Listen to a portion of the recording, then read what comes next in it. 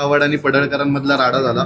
तुम्ही सुद्धा तालिका सभापती म्हणून एक पदभार स्वीकारलेलं आहे, चांगल्या पद्धतीचं काम पार पडलं. पण तुम्ही एक आमदार म्हणून कशा पद्धतीने पाहताय की ह्या प्रकारची संस्कृती या महाराष्ट्रात आधी नव्हती?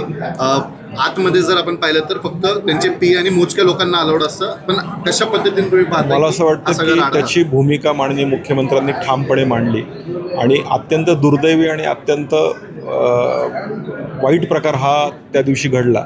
आणि ज्या विधिमंडळामध्ये आपण संपूर्ण महाराष्ट्र शासन त्या ठिकाणं चालवतो आणि खरं तर युवांना ही विधिमंडळ म्हणजे एक प्रेरणा असते, पण त्या विधिमंडळामध्येच अशी घटना घडणं अत्यंत दुर्दैव होतं आणि पक्षालाही ते लांछन करणारं होतं.